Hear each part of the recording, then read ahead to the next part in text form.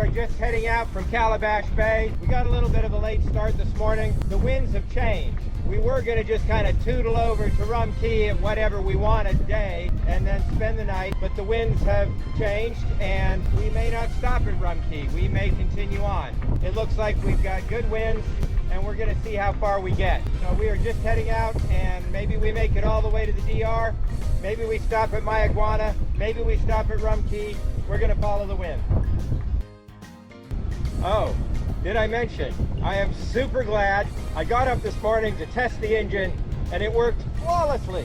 So hopefully we did in fact fix this starting gremlin, this wiring gremlin that has been plaguing us for months. While we're on our way out, I wanted to make a point. This time we're going really offshore into the trades in the deep water. This is going to be our longest sail so far since we bought this boat. So this will be a real test of this boat and of what we've learned over the last few years to see if we're actually ready for something even beyond this. But one of the things that we did today, this morning, was we made sure that the deck was absolutely clear.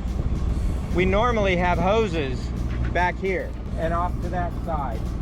We cleared the hoses off the deck. We lashed everything down with an extra lashing that we don't normally do. Okay? The forecast is not that bad. The maximum winds in the forecast are 25. The maximum seas in the forecast are 8-foot swells. We've been in 25 and 8 feet before. There's no storms, but in 7 and 8 foot seas, we're gonna see waves crashing over the deck. I don't need stuff floating around the deck, getting tangled in lifelines, getting bashed around when there's a locker to put it in. So everything goes in a locker. We took off our spare anchor up at the bow and we put it tied down in the locker, in the chain locker. So right now our decks are really clear. One of the things that we also did was we added the throwable lifeline to our lifesaver.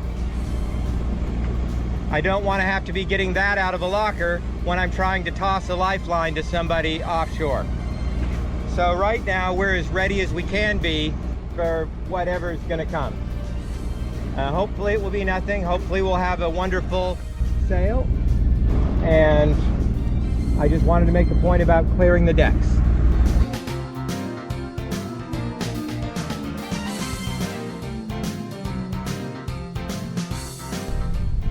We just got the sails up a little bit ago. It took us a little longer than we thought. We had a couple of the reefing lines tied together, and so when we got the sail up, it pulled really tight, and it took us a bit. We used a marlin spike and a ice pick to get the knot apart, and that took us about a half hour. Seems like it's pretty good. We're on a beam reach, got 13 knots of wind. We're doing 6.5 to 7 knots. Seas are not too bad, 3 to 4 feet. Every once in a while there's a 5-footer. We're doing really well. On our way to Rum Cay. At Rum Cay we'll decide what we're going to do next.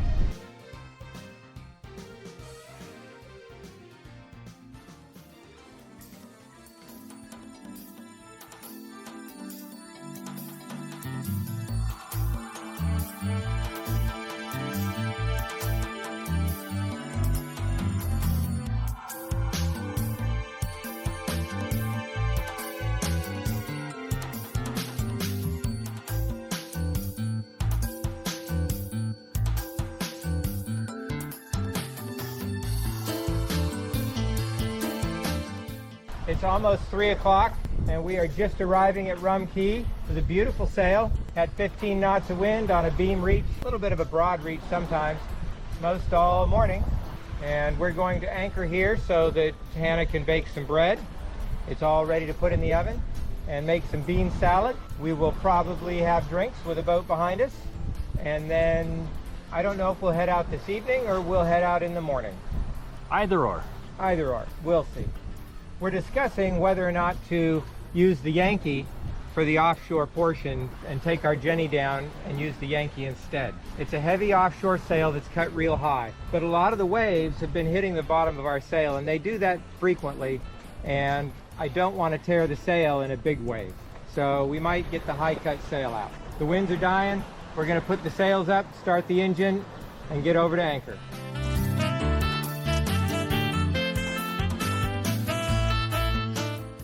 We are sitting at Rum Cay. The sun just went down. You can see some white breakers out there at the reef, and you can hear the surf at the reef. It's really peaceful. The wind has died down. It's probably just 2 or 3 knots, and it's going to be shifting out of the north tomorrow. And then we're going to head to the southeast. The winds will shift from the north to the east. We should be on a port tack for the entire trip down to Mayaguana, and it's going to be 15 to 20 knots. So I imagine we'll be doing a pretty steady 6 or 7 knots. So we should make it in probably 20 hours. I don't know if we'll stay at Mayaguana and continue on, but I suspect we'll stay there. In taking a more careful and island hopping route down, it's a way that we can get down south safer than just jumping off into the big scary ocean for 10 days. It's also about experiencing the islands. That's why we're doing this. We want to see all the different islands. I would stop at every island along the way if I could. So by sort of island hopping down, not only does it make it a little more comfortable, but then we get to see other places and other people and how they live, and see what life is like there, and see what we need from there. It's not about the destination. I used to have a t-shirt that I wore, and it went with a hat. I had a hat and t-shirt combo, and I think we might still have them in the storage unit, that I really, really liked. And it said, "Life is a journey, not a guided tour," was what this hat used to say. We could have continued tonight. We talked about it. We talked about continuing east and not stopping here and baking bread, not stopping here and baking cookies. If we had done that, we would have made 4 more hours. At about 8 or 9 o'clock at night, the winds had died, and we would have been becalmed out there on the ocean, rocking, not too different to this probably, but not in a safe harbor. We wouldn't have met these people. We wouldn't have the bean salad. We wouldn't have fresh bread, and we wouldn't have been able to sit here and enjoy this, because we would have been probably rather miserable. Besides, we had company. It's true. They came over to visit. And we are more than game to go visit people too, but our dinghy is tied up. A lot of times it's on deck. Yeah, when people have their dinghy on deck, it's a little bit easier to get down than it is to get our dinghy down as we're traveling. So if you see us in the harbor and our dinghy is up and we're just traveling around, feel free to come by. We actually really like visiting. Yes. And we love socializing, and we like seeing other people's boats, if for no other reason than to spy. But we love boats, and we love boaters. Yes. And so if we don't come over, it's not because we're dissing you, it's because it's a pain in the butt to get our dinghy off. So feel free to come over if you see that and you want to. By the way, why do you have I missed my other hat. I lost my hat, and I don't have my skipper's cap. Why are you wearing your hat backwards? It's You a were not fiddler's cool hat. like that in the 90s. I was not cool like that ever. And you just put it on I wore sideways. my hat sideways and backwards. You didn't. I That know. time frame. And I looked stupid when I ever did try and do it. That's because you were too old for it. Yeah. So, can you still pull it off? I can pull off hats always. Yeah, see? You can still do this. I can't do this. Good morning, everybody. It's a misty morning. There's a little bit of clouds coming as the front's getting ready to pass. There's 4 catamarans and a monohull that are all heading south towards Mayaguana. So we're gonna tag in behind them. And when this little front passes, we might see a little bit of rain today, but otherwise it looks like it's gonna be a good day. And we're gonna pull up anchor here in just a minute. I checked the engine, she started. Hey, it was perfect. I'm glad the engine started without a problem. We have fresh oatmeal cookies made last night for the journey today. They're wonderful. Thank you, Hannah. Oh, wow. This was really good. Anyway, we are underway. Winds are about 020 at 13. There's 4 catamarans and 2 monohulls ahead of us. They left about a half hour to an hour before us. We heard them on the radio. They're on the way to Mayaguana as well, and they're figuring it's going to be about a 20-hour trip, which was roughly the same thing that we figured. It'd be about 20 hours. Suffice it to say, that Mom did not want us to leave until she was dressed, until we'd had breakfast, until everything was ready to go. And so we waited for about an extra half hour just to make sure everything was right and that food was had and coffee was done and those sorts of things. So now we can sail relaxed on a full belly rather than having to cook now underway, heeled over, 14 degrees. Winds are 010 at 14. We're making 7.2 knots. Waves are about 3 feet. It's a beautiful day. The winds are supposed to pick up today, maybe to 20 knots, and over this evening, they're going to be the most. We might see 7-foot swells, according to the weather forecast. So there's a good possibility that we're going to reef tonight, but we'll have to see what happens. There's a storm coming. We're double reefed. We just finished reefing the sails, and we're still doing 7 knots double reefed.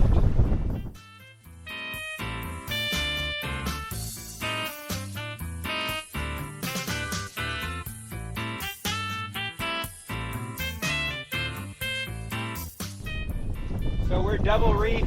We've got the Jenny reefed. I took down the mizzen mast. We're still doing 7.3 knots in 19 knots of wind, and it's comfortable. So I think this storm may have passed behind us, but there's others on the way. But it raises a really good point that I've said before, and that is, it doesn't always have to be a race. If you're making 7 knots double reefed, why do you want to carry full sails? Reef early, reef often, and relax.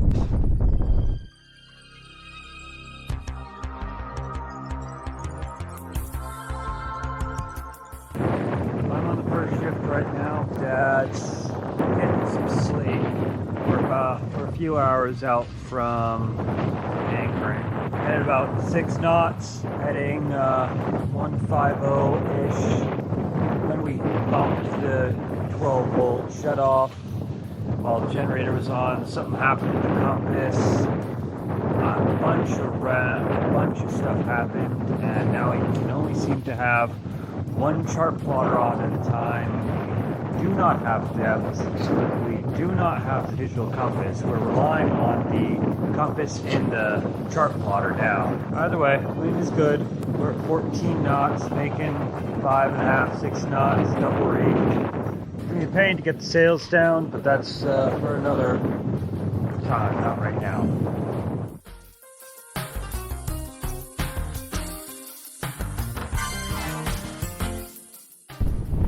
Good morning, everybody. 7 o'clock in the morning. The sun is just coming up.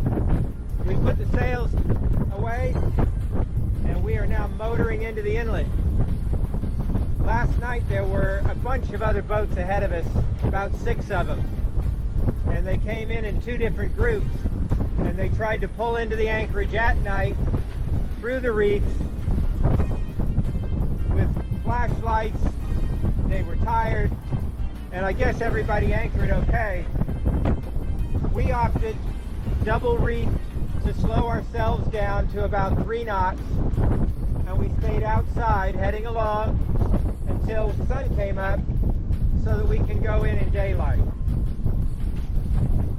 I suppose we were at sea an extra 2 hours, beyond them maybe 3. However, we have an additional problem, and this is one of the reasons that we wanted to do it this way for sure. We had purchased charts that were supposed to be for all of the Bahamas from Navionics, but apparently they don't include Mayaguana, which is the bottom of the Bahamas.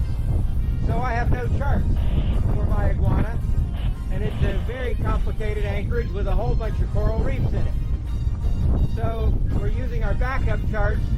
I have a B&G chart, and so does Hannah. We have one on the iPad, one on the phone. So we're going to go in there with the phone instead of our chart plotter. This is the first time we've used these backups. So that's another reason we definitely wanted to do this in the daylight. We had a problem last night. The 2 chart plotters didn't want to talk to one another, so the one below and the one above they keep rebooting if we turn both of them on. But one at a time, they work perfectly. So I'll have to figure out what's causing that. And the compass was acting really wacky last night. Could be part of the Bermuda Triangle. I don't know. The compass was going around. Solar flares, I don't know. But anyway, so we've got about another half hour before we hit the inlet, and I'm going to make sure that everything's ready and that the phone is working right, and then we're going to go ahead in and anchor. We're going to be here probably for a week. Hey everybody, we just finished dinner. We had beans and rice and homemade tortillas, and it's a quiet evening. We didn't get to talk about the approach into Mayaguana because we were too busy, and by the time we got here we were too tired. There's two entrances to Mayaguana. One of them is the west entrance, right over there, and the other is the southeast entrance, just off our starboard. And to be specific, this is Abrams Bay. Yes. We came in the west entrance, and the charts showed a literal maze of coral heads and changing depths. And so we were a little worried about it because we don't have a full set of charts for here. We don't have paper charts for this island. They're not detailed enough for the bay anyway. Two, we don't have detailed charts of this area. We do have paper charts, but they're not detailed enough for the anchorage. We have no Navionics charts because Navionics, even though we purchased all of the Bahamas, does not include Mayaguana, or if it does, it simply doesn't have any information for it, which is also possible. We do have sea maps and aqua maps. So Hannah was on her iPad down below charting a path through the maze to get to the anchorage. I had it on my phone and was trying to steer with it, looking at my phone. Sam was up on the bow watching for coral heads and any changes in color that might indicate really, really shallow areas. Or rocks. Or rocks. Coral. Yeah, coral heads. It took us about an hour to weave our way gently through here at 2 knots. There was another boat that was following behind us, and I guess they were a little too far back because they ran aground and decided to back off and go someplace else. What we found at the end was that the maps that we had from sea maps were completely and utterly wrong. That's the bottom line. The fact that we didn't run aground was probably just because of sheer luck and the fact that Sam was on the bow. Most of the way in here you have 8 to 12 feet depths, but you have to watch it. So this is definitely an anchorage that you want to come in during the day. Don't trust the charts, and pick your way through very carefully with your depth finder and with somebody on the bow watching. That's all I can really say about it. The charts were wrong. That's all there is. They're wrong. Anyway, we have a problem coming up in that we do not have paper charts for the Turks and Caicos, and we don't have paper charts for the Dominican Republic. So we're gonna have to do this all over again. We're gonna have to do this all over again. Though I think the chances that Luperon are gonna have more defined channels are higher. That's correct. The Luperon Harbor is a much more defined harbor, and if you stay in the middle, it's much simpler. It's not a complex maze of coral heads like this was. So we've studied the Luperon charts quite a bit, and I don't think it's going to be a problem. But we'll be doing the same thing again. We'll have somebody on the bow. We'll be going in slowly, watching our depths, and we'll have somebody on the iPad below. And the reason below is because iPads and cell phones are not bright enough to see the maps during the day. So if you're considering not buying a chart plotter and you say, well, I can just get charts on my iPad and use my iPad instead, No. you might think again.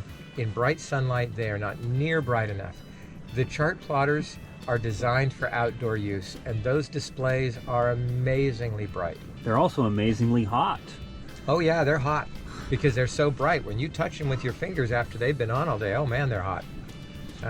It's uncomfortable if you were to hold your hand on it. I mean, it wouldn't burn you, but it's uncomfortable if you hold your hand on it.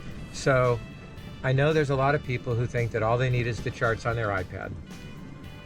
That's sweet, but it's not correct. You can get by, but if you think you're gonna use them like a chart plotter, you better have some shade. Now, if you've got a boat with a full enclosure and you've got shade, maybe that would work. Or just do it the old school way and use paper charts. From a standpoint of getting into an anchorage like this, where there's lots of reefs and coral and stuff, honestly, just plain, ordinary, old-fashioned piloting skills are best. You have to pay attention.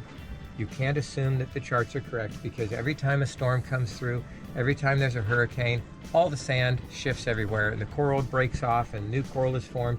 It's always different. If you like the video you've just seen and you would like to see more, be sure to like, comment, and subscribe. The hat smells like linseed oil. Because It could still spontaneously combust It's at pretty any dry now. moment. No, I think it's pretty dry now. But if my head starts on fire, it's because we put boiled linseed oil on my cap, Did you- trying to make it water.